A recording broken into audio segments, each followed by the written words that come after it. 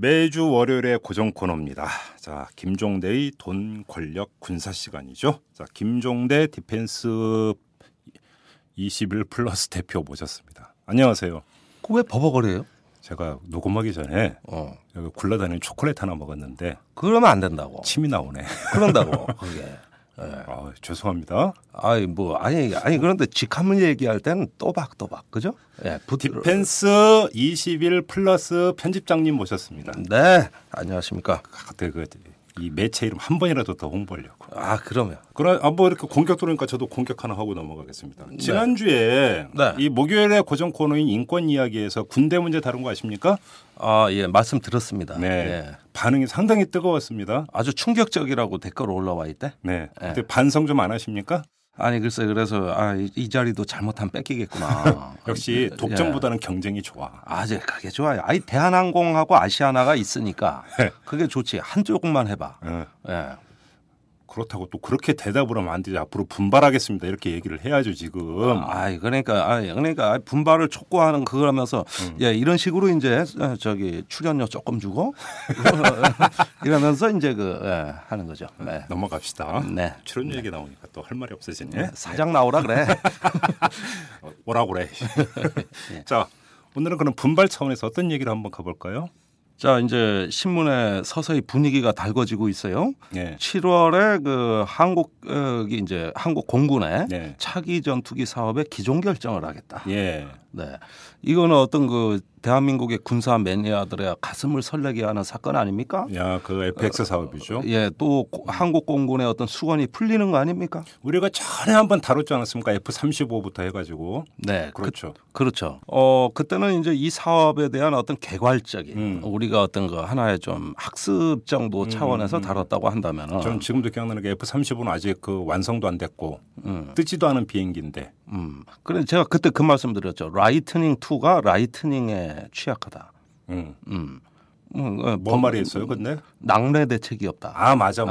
그런 얘기도 들었고 했는데. 자, 일단은 지금은 기종 결정이 임박한 시점에서 그러면 우리가 이제 여러 어떤 기종의 우열 관계, 장단점 또 사업 관리 중에 많은 어떤 과정을 뒤로 하고 이제는 최종 종착역을 앞두고 있다는 이런 점에서 상당히 긴장감이 높아졌어요.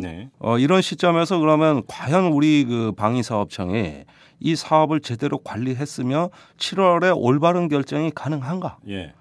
그 정권 내에 공감대는 어느 정도인가? 그다음에 이제 기종들의 풀리지 않는 여러 가지 난제들이 어떻게 처리되는가? 이런 것들 좀 짚어볼 필요가 있겠어요. 그러면 기종들의 풀리지 않는 난제부터 한번 얘기를 해보죠. 지금 경합을 벌이고 있는 게 F-35하고 유로파이터하고 또 하나가 뭐죠? F-15 사일런트 이글.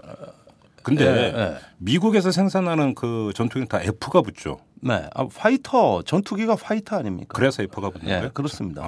나는 그래서 특정 회사의 저거 아닌가 했는데 그게 아니더라고 보니까. 이거는 전투기란 뜻이에요. 그냥 파이터. 파이터란 뜻이고. 그러면 F-35하고 F-15 사일런? 네, 사일런 이글. 그거는 어떻게 다른 겁니까? 일단 그거부터 한번 얘기해 보죠. 글쎄, 그건 좀 질문이 이상한 게. 귀하하고 나는 집안도 다르고 학교도 다르다고. 근데 뭐가 다르냐고 그러면 어떻게 돼요? 형제지간처럼 사람들이 보도. 그러니까 F자 붙어서 그러는 것 같은데 그게 아니고 회사도 다르고. 그러니까 난제가 뭐냐고. F-35의 난제부터 한번 얘기해 보죠. F-35의 난제요. 참고로 우리 진짜 대본 없이 방송하는 거예요, 이거. 맞아요. 그래서 제가 참 이렇게 어떤 즉석 질문을 이렇게 많이 받는데 귀하가 너무 샤프하기 때문에 내가 조금 따라가기 바빠요. F-35가 우리가 2002년경이죠. 락히드 마틴이 이제 미국의 5세대 전투기 사업자로 선정이 돼가지고 미래 5세대 스텔스 전투기를 값싼 비행기를 개발해서 미국의 수요뿐만 아니라 전 세계에 공급하기로 한 거 아닙니까? 근데 이 F-35는 매우 특이한 방식으로 개발이 됐어요. 어떻게요? 개발과 생산을 동시에 하는 방식. 다시 말하면 옛날에는 연구 개발이 다 끝나고 시제기가 시험 평가 성공하고 그러면 취약점을 보완해서 생산 라인을 깔고 양산을 한다고. 그렇죠. 근데 이거는 그게 아니에요. 그러면 검을 올리면서 설계도 그리는 거야? 이게 동시에 가는 방식이라니까. 아니 세상에 그런 게 어디 있어요? 네, 그러니까 아주 혁신적인 방식이에요. 그게 혁신적인 거예요? 혁신적이죠. 이러면서 어떤 또 미국의 그 해군, 공군, 해병대 전투기를 단일 기종으로 다 통합했어요. 그래요? 예, 옛날에는 뭐 공군용으로 F-16, 뭐 해군용 함재기용으로 F-18 이렇게 따로따로 각 군이 전투기를 개발했다면 이거는 이제 합동 다목적 전투기란 말입니다. 예, 그러다 보니까 각 군의 기종을 단일화 통합하면서 개발과 동시에 생산 준비를 하는 예, 이렇게 어떤 그 대단히 혁신적인 이게 그래서 많은 경영학 교과서에도 실려 있는 이미 사례인데 왜 어떻게 그걸 발상을 혁신하느냐. 그런데 그것이 싼 값에 어떤 다목적 스텔스 전투기를 개발한다는 당시 취지와 달리 지금에 와서 보니까 개발이 계속 지연되고 단가가 상승하고 이러면서 대당 7천만 불에 개발하기로 한 것이 지금 2억 불에 육박하고 있고 3배로 뛰었네요. 예, 그다음에 개발은 언제 성공할지 모르고 이러면서 이것이 하나의 어떤 우리가 어떤 혁신의 어떤 결과냐 아니면은 재앙이 되는 거냐. 까딱하다가는 우리가 만약에 그걸 도입하면 시제품을 도입하고 나중에 문제 생겨도 어찌 해볼 도리가 없는. 그래서 우리가 작년에 그 F-35를 한번 타보자. 이거 한 번은 제대로 테스트를 해야 우리가 평가를 할 수 있을 거 아니냐. 이러니까 태워줄 수는 없고 정 원하면 시제기 한 대 사라. 미국이 그랬어요. 아니 자동차 살 때도 그 자동차도 엄청 비싼 건데 일본인 입장에서는 시승은 해보잖아요. 시승은 해보지. 그래가지고 작년에 7, 8, 9월 세 달 동안 우리가 3개 기종의 현지 시험 평가를 갔다고. 그런데 F-35 경우에는 어떻게 평가를 했냐면은 F-35를 일단 띄워요. 그런 다음에 우리가 F-16을 타고 뒤쫓아가. 그래서 흉내를 내보낸 거예요. 제가 막 이렇게 급선회를 하고 뭐 급기동을 하면은 그거를 F-16으로 뒤에서 추적해가면서 흉내를 내보는 거예요. F-35는 이제 그 미군이 모는 거고 미국 사람이 모는 거고. 처음엔 이것도 안 된다 그러다가 우리가 하도 세게 나가니까 허락해 준 게 이거예요. 그러면 F-35를 테스트한 거야, F-16을 테스트한 거예요. 그래서 잘 따라가면 그냥 F-16 쓰면 되겠네. 그렇지. 그러니까 F-16이 원래 기동성이 좋은 비행기예요. F-35는 스텔스 성능에 치중하다 보니까 기동성이나 무장이나 이런 것들은 성능이 떨어진다고. 당연히 F-16이 잘 따라가지. 그래요? 오히려 기동성은 F-16이 더 좋은데. 가격은? 가격? 상대가 안 되지. 3분의 1 가격밖에 안 되지. 그냥 F-16으로 가면 안 되나 그럼? 아니 그러니까 지금 우리가 8조 3천억 원의 그 60대를 도입하는 이 사업을 말이죠. F-16을 사면은 150대 플러스 공중급유기 4대를 살 수 있어요. 그래요? 네. 그런데 이 돈으로 그러면은 8조 3천억으로 F-35 그럼 60대는 살 수 있느냐? 그것도 아니에요. 그렇죠. 대당 2억 불에 지금 육박한다는. 대당 2억 불에 육박하고 있으니까 12조까지도 예상할 수가 있는 거죠. 그러면 8조 3천억 원에서 비는 돈이 많죠. 상당히 갭이 커요. 거기다가 어디서 지금 문제가 생길지 아무도 모르는 거잖아, 간단히 얘기하면. 그러니까 지금 우리가 그게 참 이건 사실 전 큰 도박이라고 보는데 이게 성공만 한다면야 우리가 이제 동북아시아에서도 그 북한뿐만 아니라 주변국이 이제 우리 국가 이익을 위협할 때 그걸 응징하고 체벌할 수 있는 높은 수준의 기술력을 갖는 거는 맞습니다. 그 어떤 목표 자체는 너무 매력적이고 판타스틱해. 그러나 그것이 실현 가능성 또 되면 언제 된다는 건지 그러니까 이 점이 이제 문제가 논리가 F-35를 도입을 한다면 동북아의 제공권을 확보할 수 있다 이런 겁니까? 이제 그 어떤 그 하나의 어떤 기술적 우위를 달성하기 때문에 제공권 또 F-35는 뭐 그 외에도 어떤 공대지 임무도 있고 여러 가지 어떤 그 다양한 어떤 그 임무를 수행할 수 있죠. 레이더에 안 잡히니까. 이제 그런 면에서는 하나의 어떤 그 한국이 어떤 주변국을 향해서도 상당히 목소리를 높일 수 있는 어떤 군사적 기반이 되는 것이다. 이런 점에서는 어떤 좋은 전투기라는 건 인정할 수밖에 없죠. 그런데 개념상 좋다는 거하고 실제로 좋은 거하고는 지금 이게 이제 걸려 있고 우선 타보지도 않았으니까 전자 제품도 카탈로그하고 실제 성능하고 차이 나는 경우 많아요. 네. 근데 이제 제가 저희 디펜스 21에서 취재한 바에 의하면 우선 가장 문제가 되는 것이 예산입니다. 지금 그 7월에 기존 결정한다 그러니까 국민들은 마치 이 어떤 그 애초 예상한 8조 3천억에서 한 20% 정도 예산이 뛰어도 9조 9천억 정도 돼도 이거를 어떤 정부에서 예산을 다 주는 걸로 알고 계시대? 네. 아니라니까? 그러면 어떻게 하는 건데? 마침 이 문제가 지금 중차대하게 제기돼 있기 때문에 6월 초에 그 이용걸 방위사업청장이 이 문제를 협의하기 위해서 기획재정부를 방문했어요. 네. 여기에서 그 이용걸 청장은 약 2조 원 가량의 예산 증액이 불가피하다는 걸 설명했죠. 예. 여기에 대한 반응은 예. 딴 데 가서 알아봐라. 기획재정부는 2조 원 택도 없다. 원래 기획재정부는 깎는데 아주 전문이죠. 예. 아니 그리고 지금 박근혜 정부의 그 창조경제 뭐 복지해가지고 공약 가계부라는 걸 발표했는데 맞아요. 5년간 135조 8천억 원의 자금을 정부가 재원을 마련해야 된다고. 이게 네 가지 분야 뭐 복지라든지 어떤 창조경제라든지 이런데 그런데 135조 원 이거 마련하는데도 허리가 휠 지경인데 1년에 40조인데. 뭐 2조 원? 예, 그거 딴 데 가서 알아보고 이거는 대통령 공약 사업 때문에 어린 반퍼너치도 없으니까 참 그렇게 절실하면 청와대 가서 사정해봐라. 그런데 우리는 청와대가 검토 지시가 내려와도 불가 의견은 낼 거다. 이래가지고 지금 그 7월에 기존 결정을 한다 그래도 계약이 가능한가가 의문시돼요. 아 돈이 없어서? 네. 자 그러면 F-15 사일런트 이글은 어떻습니까? 자, 이 3개 기종은 공히 다 9조 원을 상회하는 9조 9천억이 아예 맞춰와요.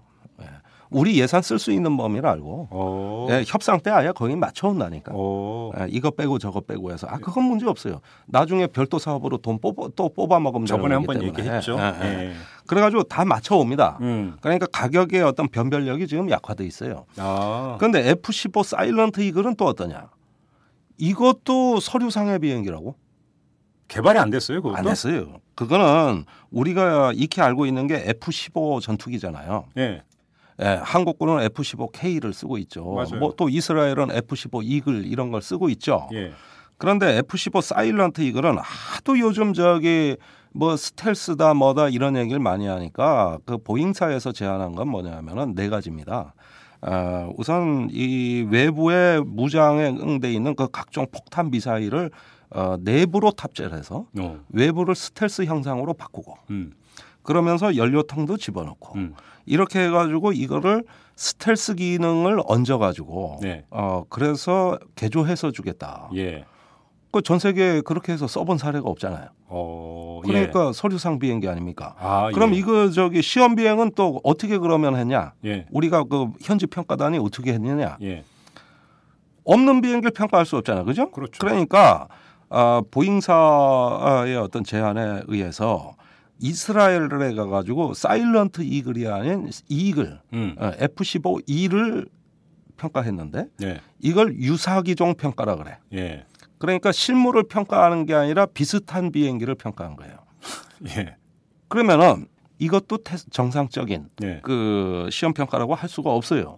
그러니까 유사기종 평가라는 건 우리 방위사업법이나 아니면 공군의 시험 평가 교범이나 어디 없는 또 이것도 새로운 제도예요. 그러네. 유로파이터는 어떠냐? 이것도 지금 그 유로파이터 현재 운용 중인 어떤 그 항공기가 그 유로파이터 타입은 프렌치 2라는 기종이에요. 이건 그런데 한국군의 요구 사양은 3급이라고. 그러니까 이것도 우선은 그 투로 평가를 하고 나중에 얹어지는 기능이 있잖아요. 이거는 또 나중에 그 추후에 어떤 미검증 그 성능으로 남는 거예요. 나중에 업그레이드 해줄게. 이런 얘기네. 근데 유로파이터는 사정이 좀 낫죠. 왜냐하면 실전에서 지금 운용하고 있는 것과 사실은 거의 옵션 사양만 바꾸면은 사실은 거의 뭐 그 차이가 없다고 보기 때문에. 보도 보니까 공중전에서는 최고라며요, 유로파이터. 그건 말하는 사람마다 달라요. 저도 유로파이터 편들어준 적은 있지만은 솔직히 얘기해서 어떤 공중전이냐에 따라 달라요. 그렇죠. 또 상대 근접 전공 공중전에선 유로파이터가 상대 전투기가 또 뭐냐에 따라 또 달라지는 거죠. 그렇죠. 유로파이터가 근접 그 공중전에서는 유리하다고 하지만 또 스텔스가 갖고 있는 강점도 무시할 수 없어요. 근데 또 원거리에서 이렇게 유로파이터 쪽에서는 기술 이전도 제일 많이 해준다고 했다면서요. 아니 사실은 그 지금까지 우리나라가 미국 전투기에 의존해 가지고 계속 연년셋에 종속되면서 예. 유럽 전투기를 푸대접한 건 사실이거든요. 맞아요. 그러니까 어떻게든 한국 시장을 뚫어보려고 공격적 마케팅을 하고 있는 건 사실입니다. 예. 그것이 이제 그 현금으로 약 한 20억 달러 정도 한국 항공산업에 투자하겠다. 오. 또 핵심 기술을 이전하겠다. 예. 이러면서 어떤 장밋빛 그 매력 있는 대안을 뻥뻥 터뜨리고 있는 거죠. 예. 예. 그런 점에서 우리가 한번 미국이 그동안 우리한테 구매자는 우리임에도 불구하고 예. 실제 값은 미국이 행사해온 그렇죠. 이 버르장머리를 고쳐놓기 위해서는 유럽제를 유력한 대안으로 오히려 띄워야 우리 국가 이익이 증진되고 예. 또 나중에 얻을 게 많은 건데 사실 그런 점에서 우리가 지난 어떤 그 30여 년간 미국의 전투기를 도입한 역사를 보면 누가 갑인지 헷갈려. 그렇죠. 예. 이 점이 우리를 상당히 가슴 아프게 하는 건데 때마침 전 세계적인 어떤 항공 산업계의 어떤 불황을 틈타서 네. 이제는 어떤 공급자 경쟁 시대, 즉 구매자 위주로 시장이 재편되고 있으니까 이때 우리 슈퍼갑의 역할, 우리 구매력, 바잉 파워를 가지고 제대로 그 주권을 행사하고 이 어떤 그 갑의 위치를 행사할 수 있다면 이것처럼 좋은 일이 어디 있겠어요? 네. 문제는 그것이 아니라는데 문제가 있죠. 왜요? 왜 아니냐? 네. 자, 지금 하나 짚어보자고. 우리가 예컨대 이런 경우로 예를 들읍시다. 대학의 교수가 네. 학생들의 점수를 A부터 F까지 다단계로 매길 수 있죠. 네. 그럼 교수의 권한이에요. 그렇죠. 누구도 침해 못하죠. 그런데 어느 날 대학 학장이 교수들 불러. 니들 학생을 점수를 A 또는 F 2개만 줘라.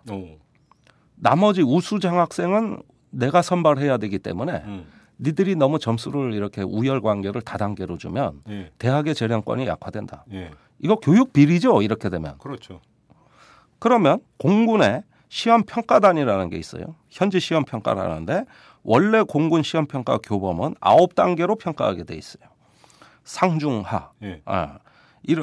보통, 미흡, 그다음에 우수 이렇게 하고 그걸 다시 3단계씩 나눠 상중하로. 그러면 9단계가 돼요. 이렇게 평가하는 게 정상이에요. 네. 이런 어떤 평가의 전문성을 도모하기 위해서 최고의 파일럿들이 시험평가단에 들어가요. 예. 그래서 9단계로 평가를 하는데 1차 FX 사업 때는 그렇게 했어요. 예. 그런데 국방부가 그걸 인정 안 하고 적합 부적합 2개로만 평가를 해라. 그런 게 어디 있어요? 이렇게 해가지고 F-15로 뒤집어 버렸잖아. 오. 지금 어떠냐 하면 또 그래. 오. 그렇게 해가지고 적합 부적합 이것만 평가하고 더 이상 세부적인 평가하지 마라. 그러면 이제 3개 기종 가운데 적합이 2개가 나올 수도 있잖아요. 예를 따라서. 아니. 그럴 때는 그냥 국방부가 선정해 버리는 그러니까 겁니까? 여러 개 그거 있잖아요. 그 항목들이 수백 가지예요. 이걸 하다 보면은 야, 요건 조금 미흡하다. 요거는 좀 보통 줘도 되겠다. 뭐 이랬을 때 그냥 미흡이면 60점 처리하고 나머지 적합이면 다 100점 주겠다 이겁니다.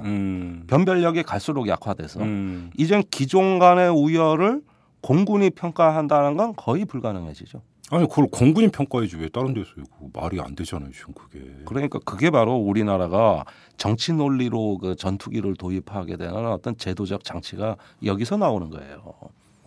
그러면 실제로 그것을 선정하는 실질적으로 힘을 행사하는 주체는 누굽니까 그러면? 이 문제가 청와대입니까? 저는 실질적으로 이 문제를 행사하는 주체가 청와대냐 국방부냐 공군이냐 문제로 지난 20년간 우리 벌어진 사회적 스캔들이 얼마인가 보라고. 그렇죠. 정치적 스캔들. 그렇죠.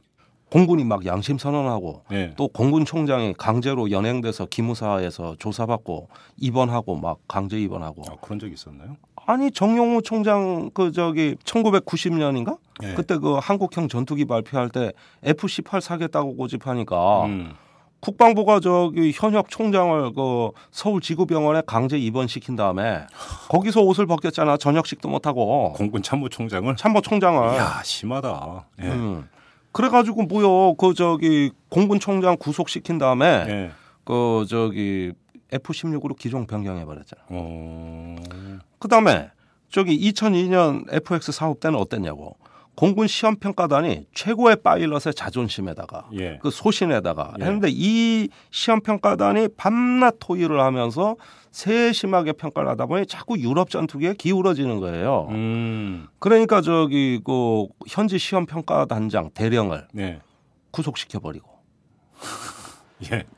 그런 다음에 평가 자료를 다 저기 세부적으로 평가한 걸 적합부적합이라는 평가로 바꿔가지고 국방부가 가져가 버렸잖아요. 시험 평가단에 들어가는 게 단두대 위에 올라가는 거 비슷하네. 그러니까 그 당시에 시험 평가단은 참 저는 뭐랄까 어떤 그 하나의 독립군 같이 정말 게릴라 같이 저항했던 것 같아요. 그래서 4개국 전투기를 몸소 체험해 보면서 이것의 어떤 기종 간의 우열을 정말 면밀하게 따진 이유가 뭐겠어요? 후배 장교들, 후배 조종사들을 위한 어떤 그 자기 나름대로의 어떤 그 신념 때문에 그런 거 아니겠어요? 자기 좋자고 그랬겠어요? 그러니까 최고의 조종사들이 그 했던 일이 국가적으로 요건 눈에 가시다. 이래서 제거시켜 버리고 이때 기무사가 개입하고 아니 이랬던 게 역대 사업에 우리가 많이 봐왔던 일 아닙니까? 그러면 그것이 순수하게 진짜로 말 그대로 공군의 논리 외에 정치 논리가 개입을 해왔다라는 얘기잖아요. 그 정치 논리라는 게 뭡니까? 그거는 이제 미국과의 어떤 그 동맹 관계, 한미 관계, 동맹을 앞세워서 한국 등쳐먹을 국리만 하는 게 주한미 대사, 연합사령관, 미국의 방산업체인데 이번에 3, 4월에 한반도 위기 때 보잉사 로키드 주식값이 각기 20%, 30% 폭등한 거 제가 전에 말씀드렸어요. 말씀하셨죠. 이게 미국의 핵심 이익이 돼버렸어. 우리가 평소에 미국의 안보를 의존한다 그러니까 이 정도는 동맹이니까 막후에서 조정해버릴 수 있는 거 아니냐. 그러니까 결국은 그러면 뭐 유로파이트 아무리 후배에 올라가도 그거는 그냥 들러리네.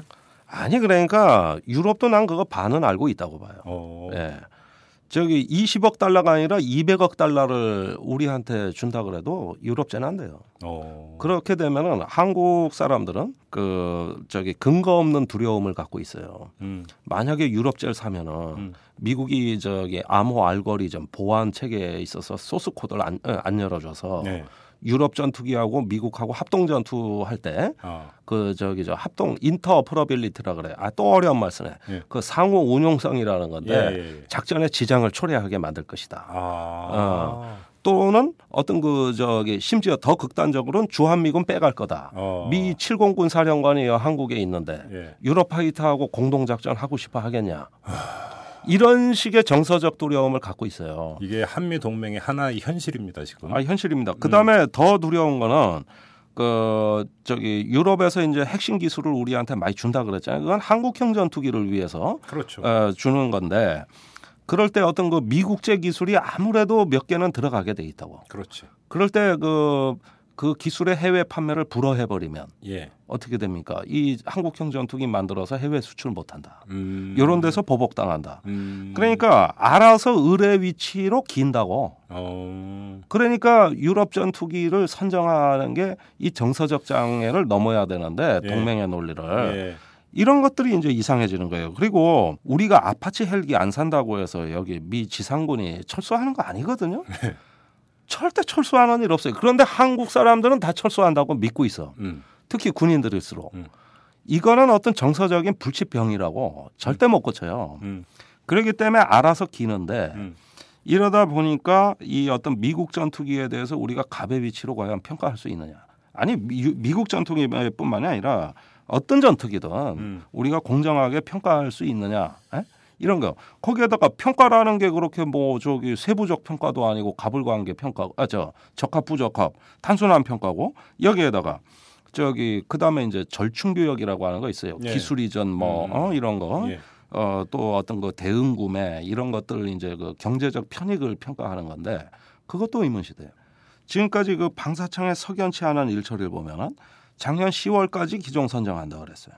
그러다 2달 연기해서 12월 달에 한다 그랬어요. 그러다가 또 2달 연기해서 2월에 한다 그랬어요. 그러다가 이번에 4번째로 6월에 한다 그랬다가 이번에 7월에 한다 그러는 거거든요. 그러면 부실한 시험 평가에 그 부실한 어떤 그 절충교역 협상에 이런 것들 보완하려면 애시당초 10달을 연기했다든가 1년을 연기해서 좀 충분히 어떤 그 협상이 끝나면 그때 하겠다 그러면 우리가 여유도 있고 좋았을 것을 2달 석 달씩 쪼개서 그때 연기를 하니까 왜 그런 거예요? 업체는 그 해외 공급업체는 우리 자료를 그 시간 내에 준비할 수 없다. 이렇게 하면 그래? 그럼 그건 넘어가고 다른 거 협상하자. 이런 식으로 두세 달을 쪼개서 해왔다. 업체에 끌려다니는구나. 그러니까 이게 이렇게 시간을 조금 주는 게 마치 어떤 우리가 갑의 위치를 높이기 위한 거라고 방위사업청이 거짓말을 하는데 실제로는 그렇지가 않아요. 민간에서 프레젠테이션 못하면 탈락이지. 그거는 제때. 네. 응?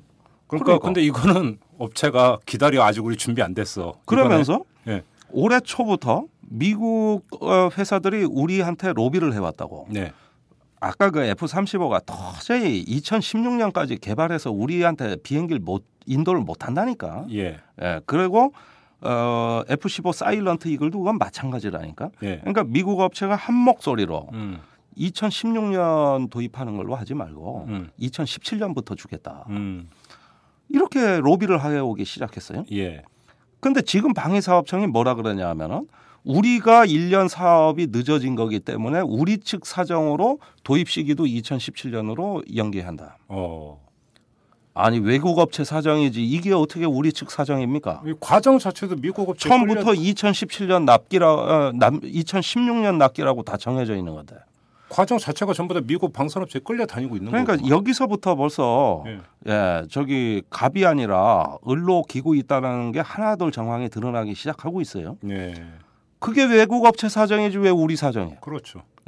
우리는 기존 결정하는 건 우리 맘이지. 예. 그렇게 해놓고 또 다른 로비에 덧붙여지는 건 뭐냐면 2017년부터 도입하는 걸로 하면은 그 중도금을 천천히 줘도 되는 거예요. 그렇죠. 납기가 늦어졌으니까. 당연하죠. 그럼 기존 결정만 하고 계약서만 써주면 박근혜 정부 5년간 돈 안 내도 된다. 그렇지. 다음 정부에 뒤집어 씌울 수 있는 거예요. 요런 요구하고 하나 둘씩 딱딱 맞아떨어져. 그래가지고 유럽 회사를 따로 불러. 방위사업청에. 그래가지고 납기를 늦추는 제안서를 다시 내라. 아니 세상에 구매자가 조기에 납품하라는 걸 독촉하고 업체는 늦추자고 하는 게 정상인데 이건 까꿀로 돼? 그러더니만 우리 방사청이 국내 업체에 대해 가지고 납기를 하루라도 못 맞추면 지체상금이라는 걸 가혹하게 물린다고. 국내 업체는 그렇게 떵떵거리고 똥폼 다 잡으면서 이제는 까꾸로 된 편의를 봐줘. 아니 이게 돈이 없어서 이러는 거라면 다음 정부에 떠넘기기 위한 거라면 기존 결정도 그럼 늦추란 말이요. 그렇죠. 다 늦추려면 다 늦추고 땡기려면 다 땡기는 거지. 뭔 꼼수를 부려? 자, 그 문제가 지금 한미 동맹에서 빚어진 측면이 있다고 하나가 지적하셨는데 또 하나 우리가 전에 한번 로비스트를 그러니까 턴바가 있습니다. 그럼 이건 대규모 사업이니까 또 로비스트가 활약을 할 거 아니겠습니까? 그렇지도 않아요. 그래요? 이번에? 네. 그건 뭐냐면 에이전트들은 많은데 아예 로비스트를 배제했어요. 요번엔? 그러니까 그 결과 방위사업청도 정보고가 없어가지고 개고생하고 있는 건 마찬가지인데 예를 들면 말이에요. 어떤 외국에서 기술을 도입하기 위해서 이번 FX 사업 중에 외국 가서 절충교역 협상을 했다. 이 기술 달라 저 기술 달라 이런 협상을 했는데 거기 어떤 가는 팀들 보면 제대로 된 기술에 식별할 수 있는 전문가들이 가는 것도 아니라고 솔직히. 무슨 회계사, 변호사 뭐 이상한 사람들이 잔뜩 가가지고 잔뜩 협상해서 가져오면 쓸데없는 기술인 거예요. 그러니까 이런 식으로 이 어떤 기술 이전에 대한 의지도 대단히 박약한 것이 거기에다가 F-35 경우에는 기술 이전을 할 수 없는 정부 대 정부 거래 방식이라고 FMS. 이건 확정가도 아니에요. 또 확정가도 제시 못해요. 사후정산이에요. 그러면 그러니까 이게 계약서 한번 써버리면 대당 2억 불이 될지 3억 불이 될지 모른다니까. 그러면은 가격을 모르는데 어떻게 입찰을 하고 그러냐? 그러면은 우선 2017년에 그 납품가를 2016년에 미 공군이 구매하는 납품가로 내겠다. 그럼 그 다음 가격은 어떻게 되는 거냐? 그거는 싸질 거다. 이 얘기거든요. 얼마나 싸질지는 모르는 거고 싸지는지 비싸지는지는 오야맘이고 그러면은 이렇게 개발 중인 전투기를 정부 대 정부 거래 방식으로 이건 정부 대 정부 거래 방식이라면 미군이 쓰는 것과 똑같은 조건으로 구매한다 이 얘기입니다. 가격이니 기술 이전이니 묻지 마예요. 이건데 그러면 어떻게 보면 우리가 필요 없는 부수적 장비나 부수적 기능도 다 사야 된다는 거예요. 미군하고 똑같이 사야 되니까. 그렇죠. 우리 한정식 집 가면은 안 먹는 반찬 무지 많이 나온다고. 20개, 30개. 그렇죠. 이렇게 한 상으로 주겠다. 예. 그러면 반찬은 네가 못 고른다 이거예요. 예. 이게 FMS라고. 이걸로 도입을 한다는 얘기인데 예. 그걸 개발이 다 돼서 쓰고 있는 검증된 거라면 별 문제가 없지.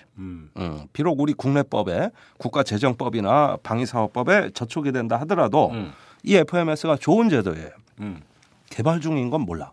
저번에 한번 지적하셨잖아. 비행기 그 전투기 몸통 들여오는 것보다 뒤에 유지 관리 비용이 훨씬 더 많이 들어간다고. 그러니까 이거 60조짜리 사업이에요. 네. 왜 뭐가 저 10조?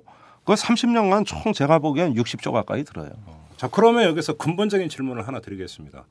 그 FX 사업이 그렇게 고성능에 아직 완성품도 아닌 걸 들여와야 될 만큼 기묘하고 필요한 사업입니까? 그러니까 말이죠. 이게 안보를 명분으로 내걸면 예. 모든 것들이 다 이런 것들이 구렁이 담 넘어가듯이 넘어가는 게 그게 바로 안보 논리라고. 예. 네. 이 어떤 그 안보에 대한 수요는 밑빠진 독입니다. 그렇죠. 예, 그 끝이 없어요. 먹어도 배가 고파. 군비 경쟁이라는 게 끝이 없는 거죠. 끝이 없는 거죠. 예. 그러나 검증된 전투기를 예. 우리의 어떤 한국형 전장 현실에 맞게 네. 해가지고 경제적으로 사용하고 예. 그것이 여의치 않을 때는 예. 다른 대안을 고려할 수 있는 정도의 국가 정책의 유연성은 갖춰야 돼요. 그렇죠. 예, 그것이 아니라 최고의 전투기를 쫓아만 가겠다는 건 뭐냐 하면은 보여주기 위한 겁니다. 우리가 그랜저를 탔냐, 에쿠스를 탔냐, 소나타를 탔냐가 마치 그 사람의 격을 결정하듯이. 그렇죠. 예, 사실 어느 비행기를 탔느냐가 수준이라고 보는 거예요. 그러면 실제 전장 때는 어떠냐? 이런 것과 무관해요, 전쟁은. 예, 그게 문제예요. 실제로 저기 F-15 사가지고 제대로 써먹고 있느냐? 그렇죠. 가동률 60%대. 무장은 없고 공대지 무장은. 예. 그런데 전투기 수명 주기가 30년인데 예. 이런 상태로 벌써 10년을 까먹었고 예.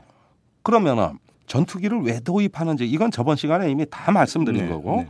그렇다 보면은 이것이 전투기를 사가지고 똥폼 잡는 목적이냐 실제 내실 있게 전투력을 향상시키는 목적이냐 네. 이게 문제고 이런 점에서 공군이 고가의 전투기를 사는 거를 육군은 배아파하기 때문에 예. 지금 청와대에서는 이 전투기를 2조 원의 예산을 증액시켜 줄 만큼 총대 메고 도와주시는 분이 없다.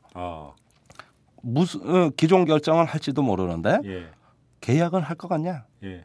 제가 보기엔 올해 안에 그거 두고 봐야 합니다. 마치 사람들은 결정만 하면 계약하는 걸로 알고 있는데 천만의 말씀.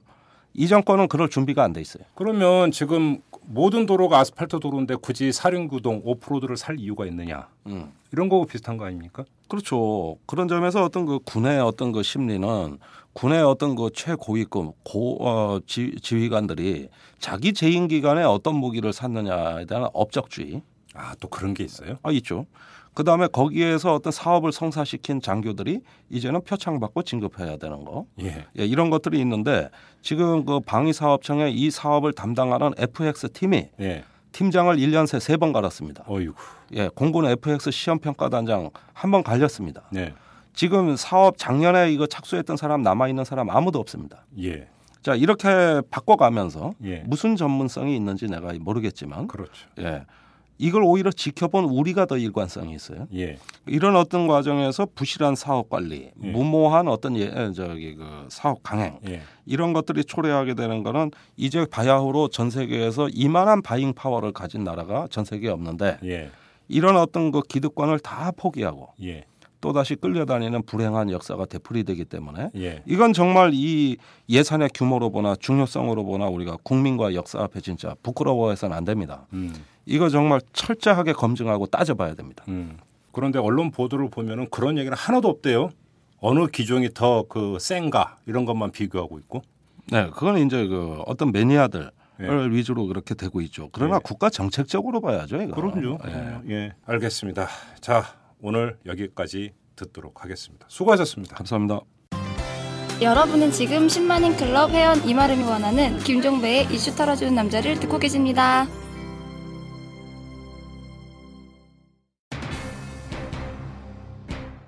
이 국정원 선거 개입 사건에 대해서 청와대는 침묵으로 일관하고 있습니다. 그러면서 비공식적으로만 이야기를 하고 있는데 그 요지는 전임 정부에서 저지른 일인데 왜 우리가 책임을 져야 되느냐 이런 식입니다. 이런 논리에 대해서 딱 한 가지만 말씀을 드리겠습니다. 지난 대선 과정에서 이 국정원 사건을 오히려 역으로 활용한 측면 이걸 없다고 과연 부인할 수 있을까요? 그렇지는 않을 겁니다. 그렇다면 여기에 대해서 최소한의 입장 표명은 불가피할 거라고 봅니다. 그리고 국정원 개혁 문제는 전임 정권, 현 정권 따질 성질의 문제가 아닙니다. 이건 분명히 짚고 넘어가고 정리가 돼야 되는 문제고 그 몫은 현 정권에 있다는 점 이것도 부인할 수 없을 겁니다.